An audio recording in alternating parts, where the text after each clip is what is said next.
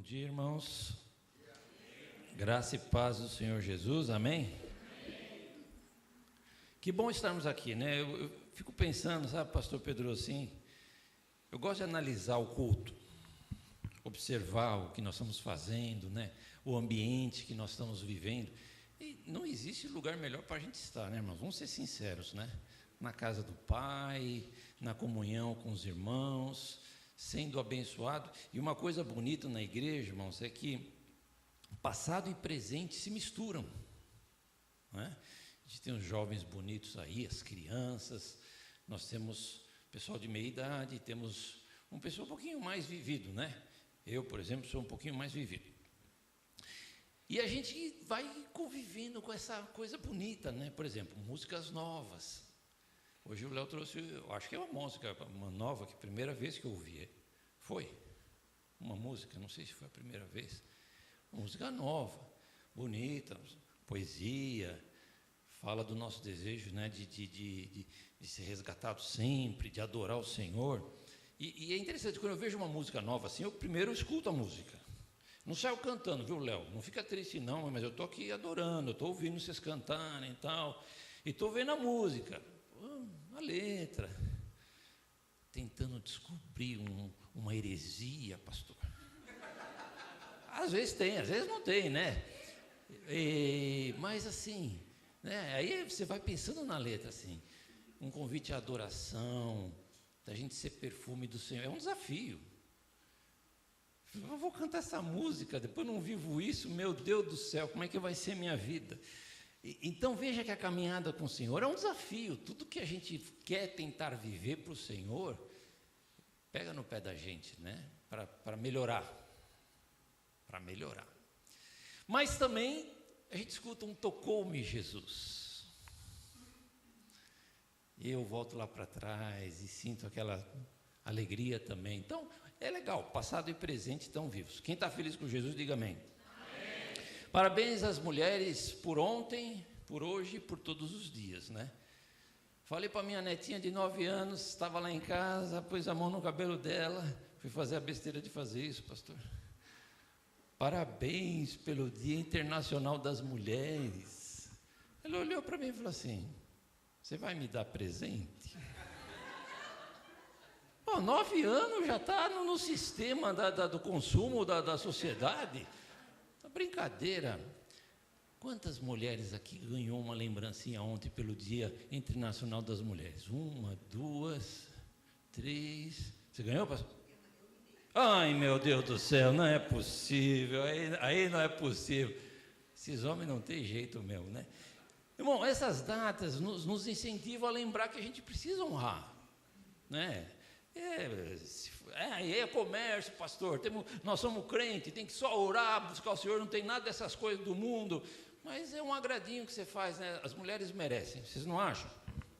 Então os homens que não fizeram nada ainda, se convertam, se resgatem e vou dar uma lembrancinha. Vamos estudar a palavra do Senhor. Eu te convido a abrir no Evangelho de Marcos, capítulo 5, e vamos ler então de 1 a 20, um texto conhecido, um capítulo conhecido. Nós vamos fazer uns recortes dessas histórias e fazer uma aplicação para a nossa vida hoje, sob o tema, diante do senhorio de Cristo. A minha versão é Nova Versão Internacional, eu vou ler a palavra do Senhor, vocês podem acompanhar, se conseguir, aí Paulo, se a NVI, fica melhor para o pessoal, aí o pessoal aproveita bem. A ACF é boa também, é lógico, mas se conseguir, diz assim a palavra do Senhor, irmãos, Marcos 5, né? Eles atravessaram o mar e foram para a região dos Gerazenos. Quando Jesus desembarcou, um homem com o espírito imundo veio dos sepulcros ao seu encontro. Esse homem vivia nos sepulcros e ninguém conseguia prendê-lo, nem mesmo com correntes, pois muitas vezes lhe haviam sido acorrentados pés e mãos, mas ele arrebentara as correntes e quebrara os ferros com os pés. Ninguém era suficientemente forte para dominá-lo. Noite e dia ele andava gritando e cortando-se com pedras entre sepulcros e nas colinas. Então veja, irmãos, ele se cortava porque estava cheio de demônios e não tinha controle sobre a sua vida. Quem mandava na sua vida eram os demônios. Então, e os demônios judiam da pessoa, certo? 6. Quando ele viu Jesus de longe, correu e prostrou-se diante dele. E gritou em alta voz: que queres comigo, Jesus, filho do Deus Altíssimo? Rogo-te, por Deus, que não me atormentes. Pois Jesus lhe tinha dito: saia deste homem, espírito imundo. Então Jesus lhe perguntou: qual é o seu nome? Meu nome é Legião, respondeu ele, porque somos muitos. E implorava a Jesus com insistência que não os mandasse sair daquela região. Uma grande manada de porcos estava passando numa colina próxima. Os demônios imploravam a Jesus: manda-nos para os porcos, para que entremos neles. Ele lhes deu permissão e os espíritos imundos saíram para entrarem nos porcos. A manada de cerca de 2.000 porcos. Quantos porcos, irmão? 2.000. Atirou-se precipício abaixo em direção ao mar e nele se afogou. Os que cuidavam dos porcos fugiram e contaram esses fatos na cidade e nos campos, e o povo foi ver o que havia acontecido. Quando se aproximaram de Jesus, viram ali o homem que fora possesso da legião de demônios, assentado, vestido e em perfeito juízo, e ficaram com medo. Os que o tinham visto contaram ao povo o que acontecera ao endemoniado e falaram também sobre os porcos. Então o povo começou a suplicar a Jesus que saísse do território deles. Quando Jesus estava entrando no barco, o homem que estivera endemoniado suplicava-lhe que o deixasse ir com ele. Imagino que ele pensou assim: vou sair daqui, vou sair dessa região, vou sair dessa velha vida, eu quero uma coisa nova com Jesus, vou seguir Jesus. Mas o Senhor não permitiu e disse: vá para casa, para a sua família, e anuncia-lhes quanto o Senhor fez por você e como teve misericórdia de você. Então aquele homem se foi e começou a anunciar em Decápolis quanto Jesus tinha feito por ele. Todos ficavam admirados. Amém, queridos? Tudo bem. Então o capítulo 5 de Marcos nos apresenta 3 histórias com H, verdadeiras. Do homem endemoniado lá de Gadara, ou numa outra versão, Gerazeno, né? Um Gerazeno. Também fala da ressurreição da filha de Jairo, o chefe da sinagoga, uma história muito conhecida. E também nos conta da mulher que foi curada por Jesus, depois de 12 anos sofrendo com uma hemorragia. Essas 3 histórias estão presentes no capítulo 5 de Marcos. No final do capítulo 4 de Marcos, também temos uma história interessante. Jesus está no mar com os discípulos, ele está dormindo no barco, e a tempestade forte, aquela coisa toda, o pessoal meio desesperado, acorda Jesus: oh, Senhor, estamos morrendo e tal. E Jesus acorda e ordena lá para que o mar se acalmasse, os ventos parassem, e veio bonança. Então, na verdade, nós temos 4 histórias. Eu quero fazer um recorte rapidinho sobre essas 4 histórias, nesse tema, né, diante do senhorio de Cristo. A primeira história, o mar se acalma. Na segunda, o endemoniado é liberto. Na terceira, a mulher é curada. Na quarta, a filha de Jairo ressuscita. Só isso. Só. Glória a Deus, louvado seja o nome de Jesus. Podemos ir embora para casa, não estava nem continuar pregando. Esse é o Deus que a gente serve, né, irmãos? Calma o mar, cura, ressuscita e liberta dos espíritos imundos. Olha que maravilha. É esse Deus que a gente serve, é esse evangelho que a gente serve, é esse Jesus que a gente quer adorar. Todo o coração, Léo, todo o coração aqui, e todo dia precisamos adorar. E precisamos que o primeiro amor seja renovado em nós, porque é tão fácil o primeiro amor ficar lá para trás, né? Muito bem, então vamos pensar nisso. Agora, no início do capítulo 4 de Marcos, Jesus conta a parábola do semeador, ok? Que é uma história com ele. As parábolas são histórias com ele. Os fatos que aconteceram de verdade são histórias com H. pouquinho de português para nós lembrarmos, né, irmão? Histórias, história. Mas as parábolas também são maravilhosas e a gente aprende muita coisa com elas. Então, diante do mar, diante do endemoniado, diante da enfermidade, diante da morte, vamos pensar então sobre o tema diante do senhorio de Cristo. A palavra-chave do domingo passado foi voz. Voz. A gente ouviu a mensagem, o pastor pregando, falando da voz, Deus nos deu a nossa voz glorifica o Senhor, a nossa voz anuncia o Evangelho, né?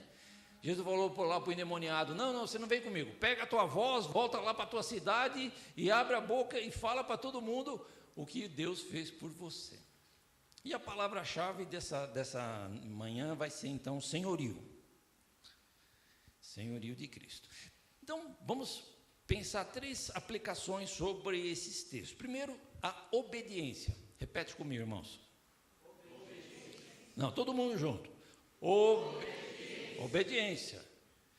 Obediência. Alguém orou aqui hoje dizendo, Senhor, ajuda que eu não só creia na palavra, mas viva a palavra. Então, viver a palavra é obedecer a palavra do Senhor. Jesus está no barco dormindo, a tempestade está forte, os discípulos apavorados, né? E assim a nossa vida, né, irmãos? Quando vem a tempestade da vida, os problemas, as lutas, a gente às vezes se apavora, né? A solução às vezes não está perto, a gente está vivendo um momento difícil, faz parte da vida. O pessoal acordou ele e falou, Senhor, não importa que morramos. O Senhor levantou, repreendeu o vento, acalmou tudo. Aí, eles estavam apavorados, aí acalmaram, né? E disseram desse jeito, gente, quem é este que até o vento e o mar lhe obedecem? A natureza obedece ao Senhor Jesus. E a pastora, na palavra introdutória, já deu o feeling do que também ia ser falado, né? Por quê, irmãos? Faz sentido. Lá em Gênesis 1:1 diz assim, no princípio Deus criou o céu e a terra. Amém? E João 1 vai dizer, no princípio era aquele que é a palavra, o verbo, falando a respeito do Senhor Jesus. Ele estava com Deus, Jesus estava com Deus Pai, e era Deus. Ele estava no princípio com Deus, e todas as coisas foram feitas por causa dele, e nada do que existe teria sido existido se não fosse por Jesus, está escrito lá. Ora, então Jesus, junto com o Pai, porque ele é Deus, criou todas as coisas, a natureza tem que obedecer Jesus, concorda, irmão? Tem jeito, ele é Senhor, Criador. Os demônios obedecem a Jesus. Não só nessa passagem, em tantas outras passagens da Bíblia que fala que ele expulsou demônios, né? E quando Jesus chega lá em Decápolis, que é uma cidade e tal, e havia esse endemoniado, sim, que era o best-seller dos endemoniados lá, porque ninguém segurava o homem, vivia acorrentado, ele arrebentava, vivia nos sepulcros, era um bom terror. Eu acho que se de vez em quando ele fizesse um tour pela cidade, era uma confusão tremenda, que ele vivia mais afastado, né? E quando ele vê Jesus, então, Jesus fala, sai dele. Mas eram muitos, e ele começa a negociar com Deus. Até o diabo quer negociar com Deus, é uma coisa impressionante isso aqui. Mas a gente fala assim, mas pastor, será que isso pode? Lógico que pode. Lá em Jó fala que Satanás estava passeando e foi lá conversar com Deus, e Deus falou, de onde você está indo, o que você está fazendo? Não estou fazendo nada, não tenho nada que fazer, fico girando na terra, passeando e vendo quem está fazendo alguma coisa para perturbar. Não, ele não falou bem assim, mas a gente sabe que é assim, né? Então, eles falaram assim, por favor, não deixa a gente sair da região, deixa que a gente vá para os outros porcos, mas eles tinham que sair, porque receberam a ordem, iam sair. E Jesus permitiu que eles fossem para aqueles porcos, e a gente sabe a história, os porcos foram jogados no mar e morreram, né? Sabe, irmãos, eu fiquei curioso com esse negócio, eu fui fazer umas continhas, pastor, um pouco de conta às vezes, né? Um porco pode pesar aí de 50 a 110 quilos, dependendo né? Se estiver fortinho e tal. Vamos supor que eles pesassem uns 90 quilos. 2.000 porcos, o quilo do porco hoje aqui no Brasil é 9,13 quilo do porco para vender. Ou seja, se eles pesassem 90 quilos, em real hoje daria R$1.643.000. Se eles fossem meio magrinhos, coitadinhos, porquinho magrinho, 50 quilos só, davam uns 913 mil. Mais ou menos, então, R$1 milhão aqueles porcos custavam para os seus produtores. O que a gente aprende com isso? Né? Que uma alma salva vale muito mais, né, irmão, do que R$1 milhão, R$2 milhões, ou seja como for. Jesus não se preocupou de perder aqueles porcos para salvar aquele homem. Bom, os demônios iam sair de qualquer jeito, né? A gente sabe disso. Mas só para a gente pensar, né? Por isso que o povo, quando chegou, ficou desesperado, viu aqueles porcos mortos e não tendo a mente de Cristo, a mente de Deus, a alegria de ver aquele homem restaurado ali, ficaram mais preocupados, ficaram com medo. Viram o homem bom e ficaram com medo. Mas o homem que era endemoniado e fazia um monte de coisa, eles não ficavam com medo? É interessante pensar nisso, né? Sabe por quê? As pessoas têm medo de se converter, de se entregar para Jesus, de tomar uma postura de abandonar o pecado. As pessoas querem Deus, querem a bênção de Deus, querem um monte de coisa. Você pode falar com as pessoas aí fora, a maioria quer Deus, mas você fala, quer o senhorio de Cristo? Aí as pessoas, não, peraí. É pesado esse negócio aí. Senhorio de Cristo é pesado. Não estou preparado. Vamos deixar mais para frente um pouquinho. Não é isso, irmãos, que acontece com a sociedade, pastor Pedro? É isso. Muito bem.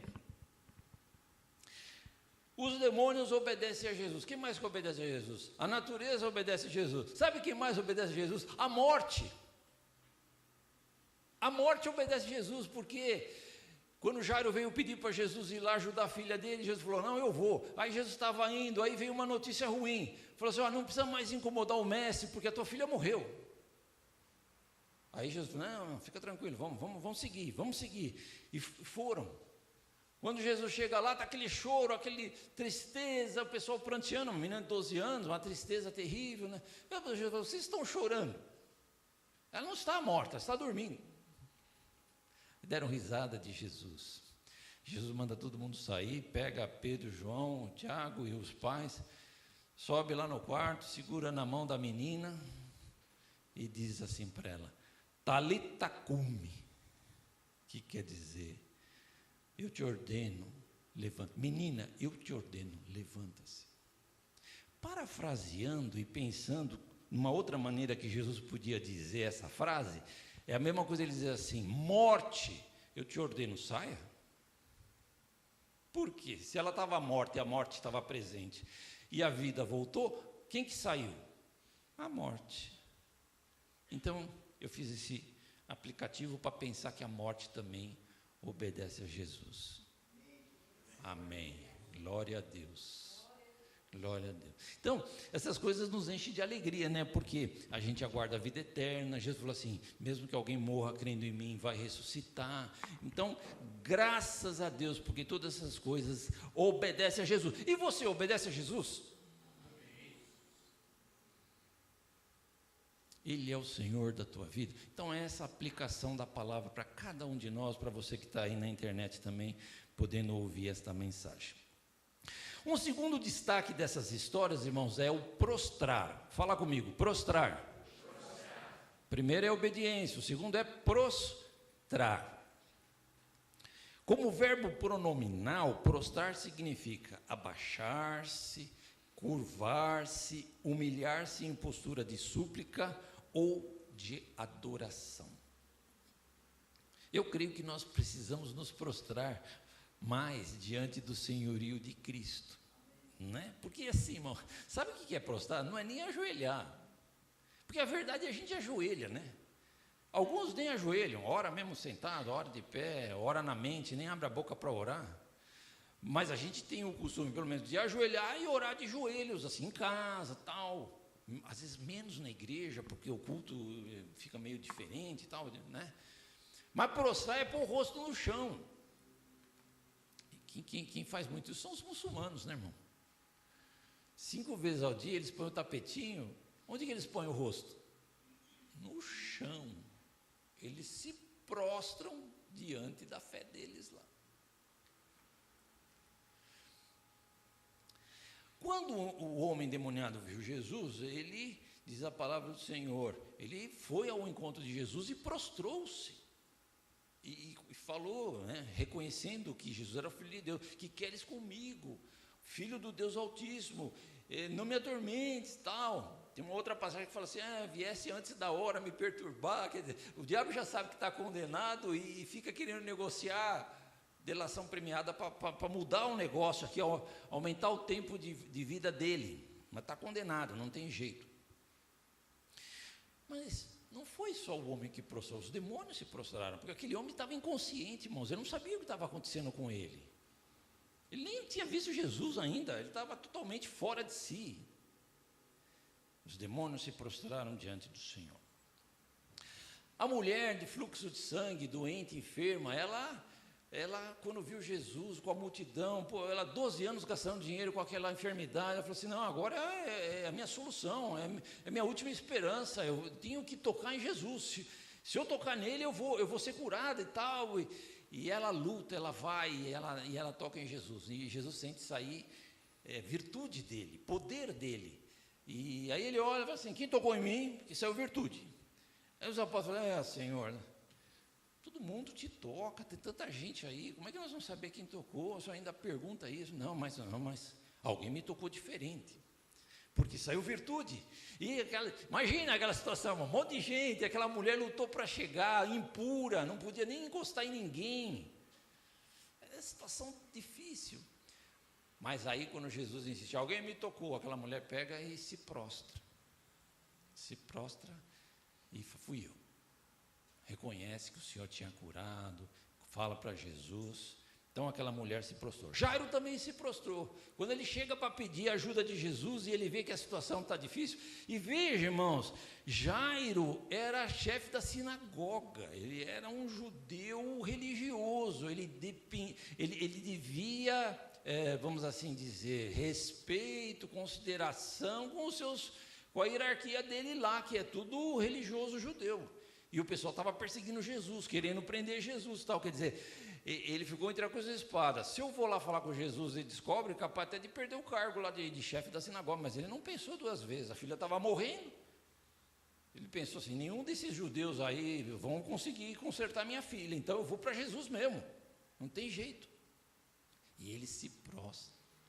Sabe o que é se prostrar, irmão? É reconhecer que é Deus, reconhecer que é o Senhor, é se prostrar diante de uma autoridade. Quando eles fazem isso diante de Jesus, é uma coisa séria.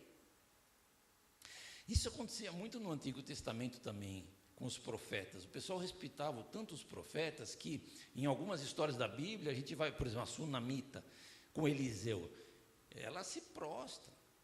Quando o filho dela morre, ela coloca o filho lá no quarto de Eliseu e vai em busca do profeta, e ela chega perto do profeta, ela vai nos pés do profeta, se prostra. Tipo assim, eu preciso de socorro, você é o homem de Deus, e só você vai poder me ajudar nessa hora. Puxa vida, irmão, será que a gente tem se prostrado diante do Senhor? Não só para clamar, não só para chorar, não só para pedir, mas para adorar? Mas assim, pelo menos o nosso coração tem que estar prostrado, né? Não é só a posição. Às vezes a gente está cantando, está aqui na igreja, está de pé, levanta as mãos, a alma está prostrada, o coração está prostrado, a gente está se entregando para o Senhor. Quem concorda, diga amém. Amém. Vocês estão quietos aí, ninguém diz aleluia, pastor, glória a Deus.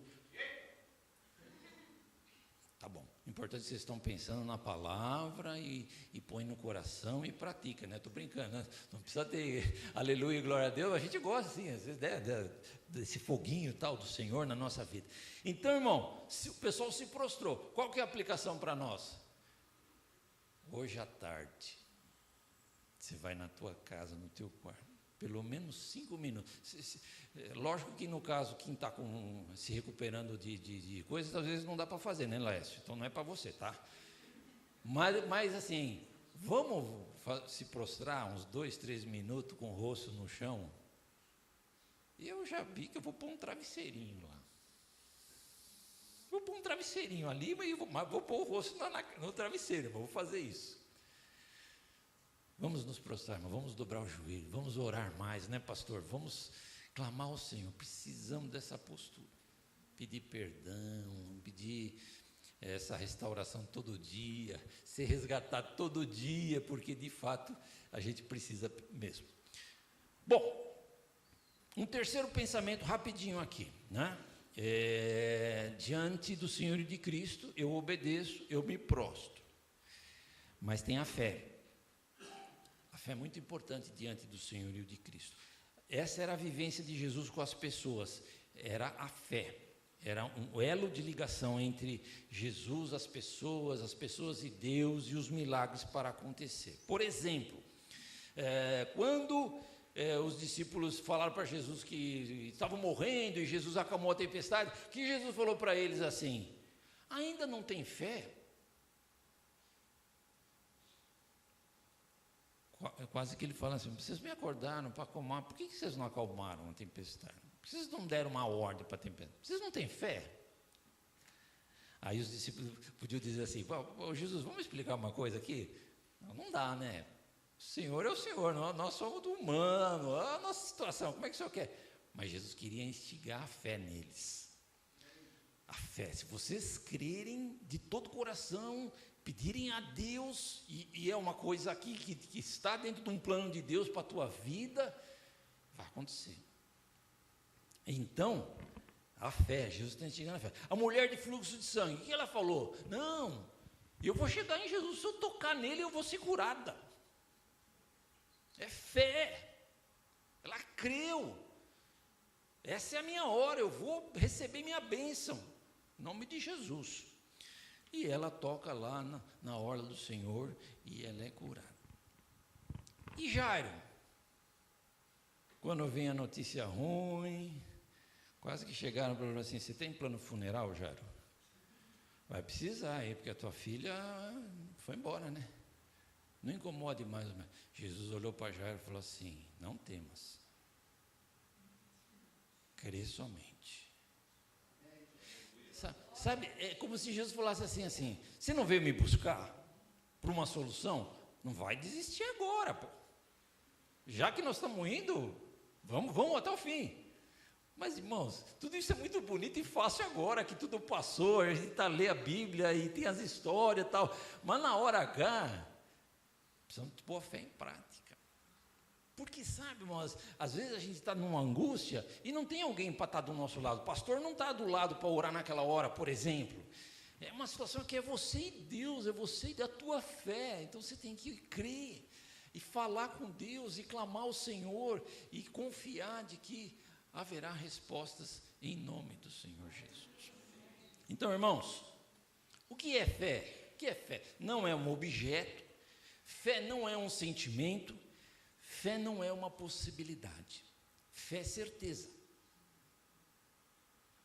Quando você pensar fé, lembre da palavra certeza.